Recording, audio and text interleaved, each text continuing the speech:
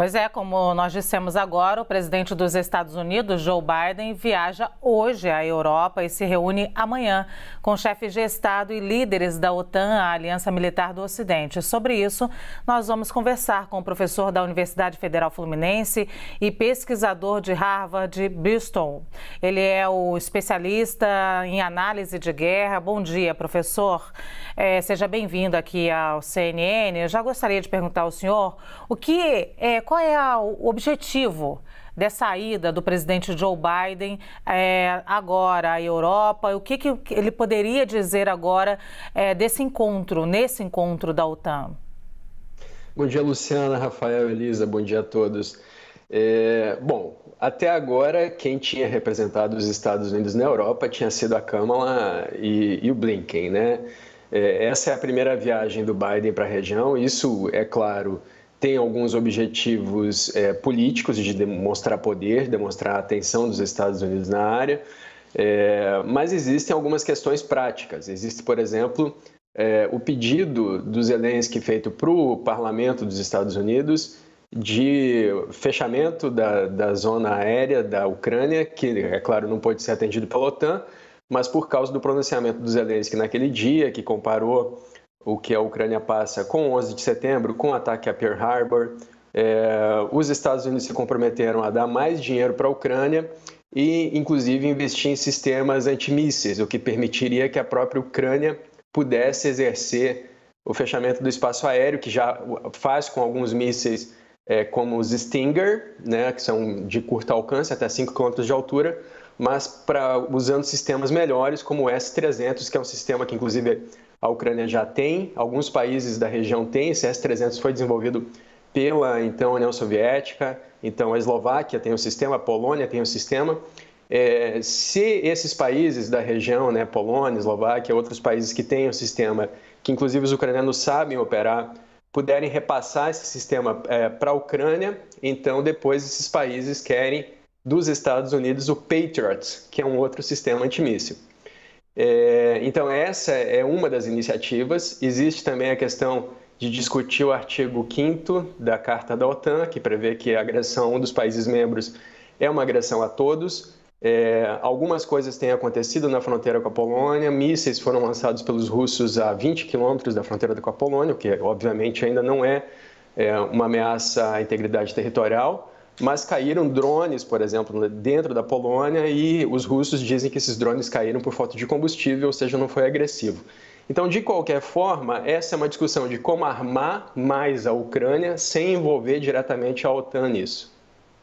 Professor, bom dia, obrigado pela entrevista. Na avaliação do senhor, o governo Biden está se saindo bem nessa crise, tanto do ponto de vista interno quanto do ponto de vista externo? Os Estados Unidos estão cumprindo o papel que lhe cabe como potência econômica e militar neste conflito? Declarações de Biden estão piorando, azedando ainda mais o ambiente? Que avaliação o senhor faz?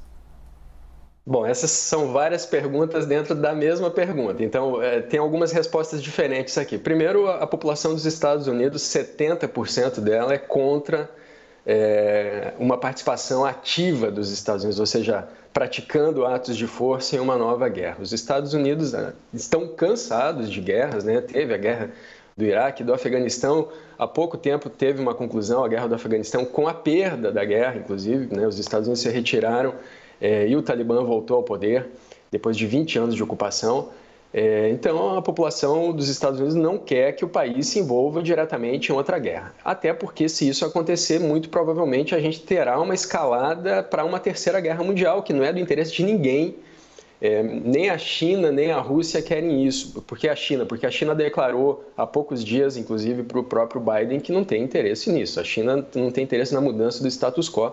E a Rússia não tem poderio militar, embora seja muito forte, não tem poderio militar para fazer frente à OTAN, que são vários países unidos, e a extensão territorial e a quantidade de equipamentos é imensa.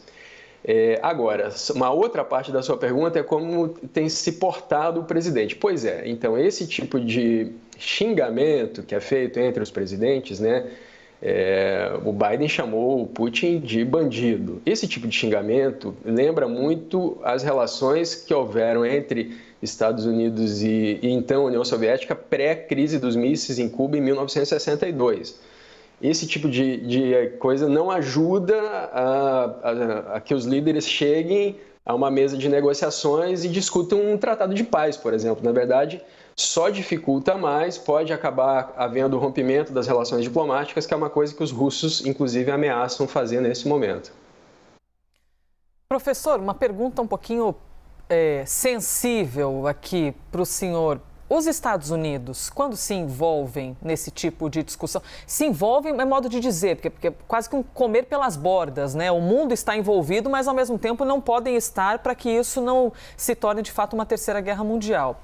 Quando os Estados Unidos atuam, eles estão sendo empáticos com os ucranianos? Olha, precisamos defender os seres humanos, precisamos da paz, né? Viva a Ucrânia! Ou, na verdade, eles estão pensando no poderio militar, em uma dominação, em continuarem sendo protagonistas em um planeta? Opa, perdeste o que eu disse? Perdi um pedacinho da sua pergunta, mas eu entendi o que você perguntou. Primeiro, essa guerra promovida pela Rússia, ela é uma guerra que vai contra a Carta da ONU. Por quê? Quais são os tipos de guerra que podem ser praticadas de acordo com a Carta da ONU? Primeiro, guerras autorizadas pelo Conselho de Segurança, né? Do qual os Estados Unidos fazem parte e a Rússia também. Então, quais são os 5 membros permanentes? Os Estados Unidos, a Rússia, a China, a França e o Reino Unido. Essa guerra não foi autorizada pelo Conselho de Segurança, né? Então, não foi como a Guerra do Golfo, por exemplo, lá em 1990, 1991, que foi autorizada. O Conselho de Segurança foi em peso lá, os países da ONU foram em peso e combateram a invasão do Kuwait pelo Iraque.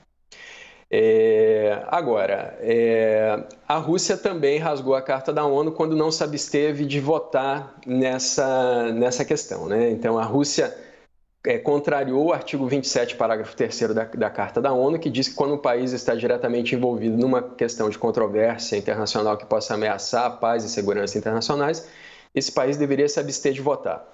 A Rússia não fez isso, foi o único país lá no Conselho de Segurança que não votou contra ela mesma, obviamente, né?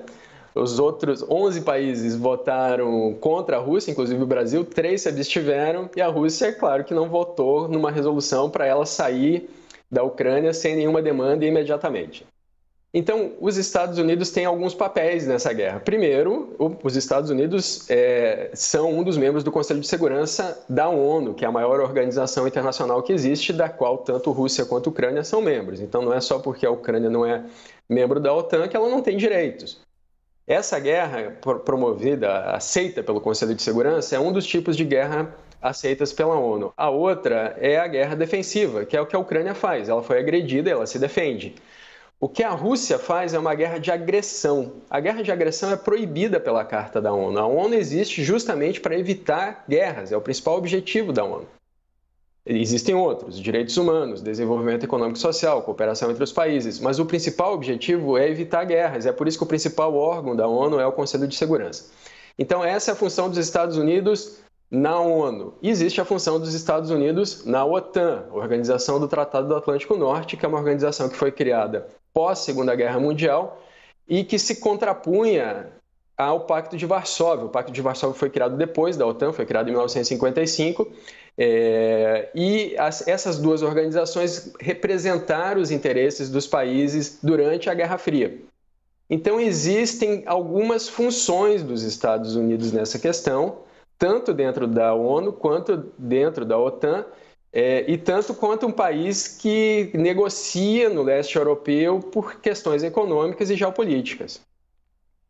Professor, quero lhe agradecer aqui a participação na CNN, no CNN Novo Dia, e já tenho a oportunidade de corrigir uma indelicadeza que cometi aqui no início de não lhe apresentar devidamente. Vitélio Brustolin, é isso, né, professor? É isso, esse nome italiano nada fácil, mas você falou direitinho. Obrigado. Obrigada, professor Vitélio Brustolin, professor da Universidade Federal Fluminense e pesquisador de Harvard.